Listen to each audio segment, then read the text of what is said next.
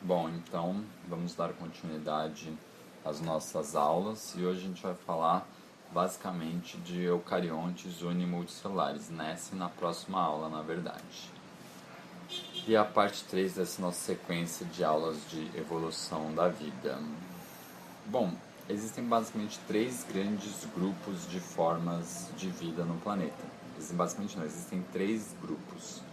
Dois que são procariontes e um que é eucarionte. Dentre os procariontes, nós temos o grupo das bactérias e o grupo das arqueias. E dentre os eucariontes, nós temos um grupo apenas, o dos eucariontes. E agora a ideia é falar um pouco desses dois grupinhos aqui do domínio procariontes e depois a gente entra no grupo dos eucariontes. É importante deixar claro que tem um viés aqui para os eucariontes. A maior diversidade da vida está aqui, só que a gente vai falar mais dos eucariontes. Bom, começando pelo grupo dos arqueias, eles são procariontes com parede celular rígida, formada por várias substâncias, exceto peptidoglicanos. Isso porque essa é uma diferença fundamental entre arqueia e bactérias. As bactérias também são procariontes, com parede celular rígida, e essas paredes são formadas por peptidoglicanos. Então, isso é uma diferença básica entre esses grupos. Eles podem ser anaeróbios ou aeróbios, podem fazer fotossíntese, mas é importante destacar que essa fotossíntese não produz oxigênio. E alguns grupos são considerados extremófilos. Extremófilos são formas de vida que sobrevivem em ambientes que não são favoráveis à vida da grande maioria das formas de vida do planeta.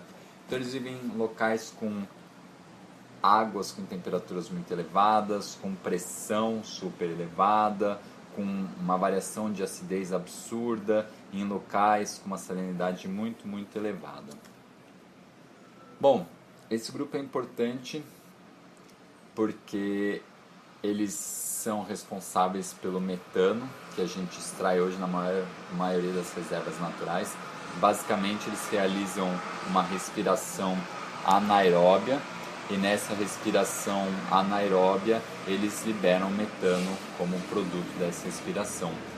Aqui a gente está vendo esse tapetinho laranja, amarelado, são arqueias, colônias, né, são microscópicas. Aqui a gente vê em detalhes de microscopia como seria uma arqueia, e aqui é uma colônia de milhares e milhares de arqueias juntos. E é interessante levar aquela questão, quem é mais evoluído, ser humano ou arqueias? Por exemplo, se um ser humano cair numa ressurgência, não é o termo correto, enfim, numa condição dessa que tem águas muito quentes e muitas vezes ácidas surgindo em superfície, basicamente nós morremos. Já a arqueia se desenvolve muito bem. Lembrando que não é qualquer espécie, são espécies específicas que sobrevivem em condições como essa, mas isso para enfatizar a questão que mais evoluído, mais adaptado não é um termo que faz sentido. Bom, e agora as bactérias. Como eu disse, já definindo as arqueias, também são procariontes, têm parede celular rígida, constituída, nesse caso, por polissacarídeos e polipeptídeos, ou seja, peptidoglicanos. Elas também podem ser anaeróbias ou aeróbias, elas podem fazer fotossíntese, mas, de novo, elas não produzem oxigênio nessa fotossíntese. Assim como as arqueias, também tem alguns grupos que são considerados extremófilos, inclusive alguns grupos que ficam congelados durante 10 mil ou 1 milhão de anos. Às vezes, quando descongelado, eles voltam à vida como se nada tivesse acontecido. Bom, as bactérias são importantes nos ciclos biogeoquímicos do planeta. Eles decompõem matéria orgânica, eles decompõem rochas, minerais, eles aprisionam gás carbônico no fundo dos oceanos. Eles podem ajudar na deposição de minerais, por exemplo, a pirita. A pirita se deposita em condições de ausência de oxigênio, praticamente ausência de oxigênio, enquanto a limonita ela precipita através de um processo de bactérias que realizam a respiração aeróbia. E aqui embaixo é só para mostrar que existem até concursos. Bom, isso daqui é uma mão. Então, uma mão de uma pessoa que pôs numa placa de Petri com meio de cultura. Meio de cultura é uma série de substâncias que são favoráveis... Ixi, parou?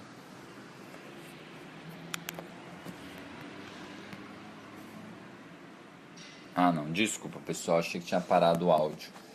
Que são favoráveis ao desenvolvimento de micro-organismos. E aqui, cada corzinha dessa, morfologias também indicam formas de vidas distintas. Aqui não tem só bactérias, tem fungos também, mas enfim.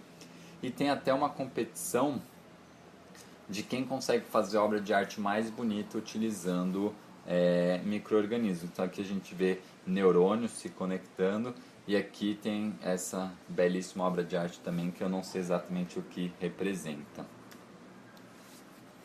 Bom, na verdade eu falei para vocês que as bactérias elas não realizam fotossíntese liberando oxigênio.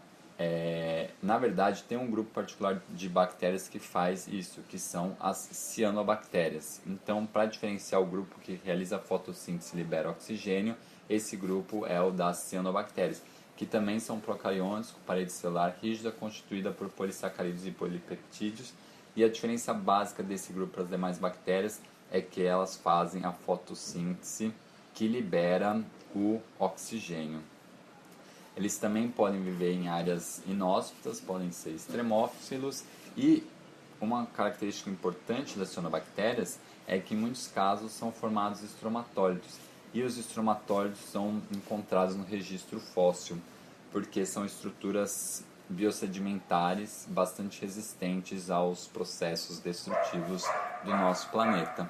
E basicamente as possibilidades para um estromatólito se formar são: forma-se uma camada de cianobactérias e elas têm uma bainha mucilaginosa, uma gelequinha recobrindo os organismos.